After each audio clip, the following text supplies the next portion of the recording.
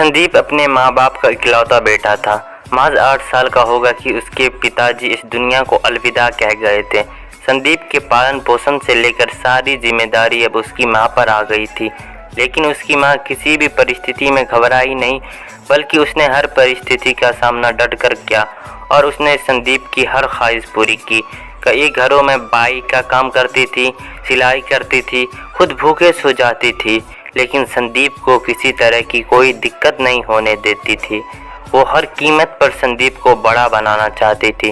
वो नहीं चाहती थी कि संदीप को इस चीज़ का कभी एहसास हो कि उसके पिता नहीं है तो उसकी ख्वाहिश पूरी नहीं हो पाती है। वक्त इतना तेज़ी से गुजरता है कि पता ही नहीं चलता कि संदीप कब बड़ा हो गया और नौकरी करने लगा और उसकी माँ बूढ़ी होती चली गई। अच्छी कंपनी में अच्छे पोस्ट पर कार्यरत संदीप को देखकर उसकी माँ की खुशी का ठिकाना नहीं था। देखते ही देखते संदीप के रिश्ते के लिए लोग आने लगे और संदीप ने यह सोचकर एक पढ़ी लिखी लड़की से शादी कर ली कि उसकी माँ की सेवा और घर संभालने के लिए कोई तो हो जाएगा। लेकिन हुआ उल्टा। संदीप की पत्नी संगीता भी अपने माँ बाप की इकलौती बेटी थी। दौलतमंद परिवार से बिलोंग करने वाली वो भला घर का काम क्या करती, उल्टा संदीप की माँ को ही उसे खाना बना कर देना पड़ता और उसकी सेवा भी करनी पड़ती थी। संदीप भी संगीता को बहुत मानता था क्योंकि संगीता ने उस पर जादू जैसा कर दिया था। संगीता दिन भर में संदीप की माँ की 100 गलतियाँ गिनाती और संदीप भी संगीता के बातों पर विश्वास कर लेता था और अपनी माँ को डांटने लगता था। देखते ही देखते नौबत ऐसी आ गई कि संदीप और संगीता को अब संदीप की माँ इस घर में बोझ लगने लगी और संगीता ने एक दिन संदीप को सुझाव दिया कि वो अपनी माँ को वृद्धा आश्रम में छोड़ आए। संदीप थोड़ा सा इस बात पर हिचकिचाया, पर संगीता के बार बार कहने पर वो अपनी माँ को वृद्धा आश्रम में छोड़ आया और अपनी माँ से कहा, हमारा ट्रांसफ़र दूसरे शहर में हो गया, तुम चिंता मत करो माँ, मैं तुम्हें लेने आऊँगा जल्दी ही। 15 साल गुजर गए। अब संदीप की माँ पूरी तरह बूढ़ी हो गई थी। आंखों के सामने धुंधलापन छाने लगा था। वो रोज उस वृद्धाश्रम के गेट पर बैठकर पिछले सालों से इंतजार कर रही थी कि उसका बेटा उसे लेने जरूर आएगा, लेकिन अभी तक संदीप लौट कर नहीं आया था। रोज की तरह एक दिन संदीप की माँ उसी वृद्धाश्रम के गेट पर बैठी धुंधली आंखों से संदीप का रास्ता देख रही थी।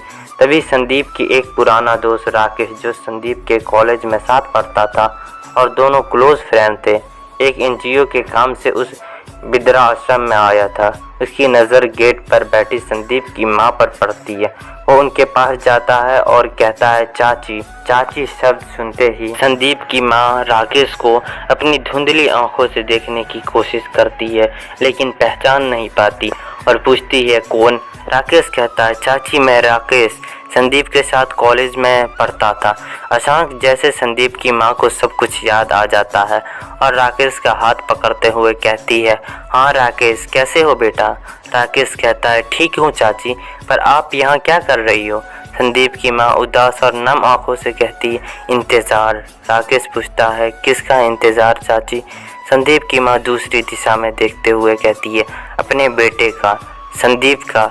पिछले 15 सालों से संदीप का रास्ता देखती हूँ, रोज़ यहाँ बैठकर उसका इंतज़ार करती हूँ, क्योंकि वो बोल कर गया था मुझसे कि तुम यहीं रहना, मैं तुम्हें लेने ज़रूर आऊँगा। इतना सुनते ही संदीप की आंखें भर आती है। संदीप की माँ अपनी आंखों के आंसू को पोंछते हुए कहती है, बेटा राकेश, संदीप मिले तो उससे कह देना, बहुत साल हो गए उसको देखे हुए, एक ज़माना बीत गया, उसके नाजुक सी हाथों को नहीं चूमा मैंने। उससे कहना कि तुम्हारी माँ रोज़ तुम्हारा रास्ता देखती है। उम्र के साथ साथ आंखों भी बूढ़ी होती चली गई। धुंधली आंखों से और कुछ साफ तो नज़र नहीं आता, पर थोड़ी सी रोशनी जो बचा के रखी हूँ उसी के लिए। इस रोशनी के ख़त्म होने से पहले वो एक बार आ जाए। मुझे कुछ नहीं चाहिए उससे, उसके साथ भी नहीं, मुझे उसके घर पर रहना, मुझे बस एक बार उसे देखना। आंखों में बहुत आंसुओं के साथ संदीप की माँ खड़ी होती है और अंदर जाने लगती है। राकेश वहीं पर खड़ा होकर उन्हें जाते हुए एकटक देख रहा। उसकी आंखों से आंसू थमने के नाम नहीं ले रहे हैं।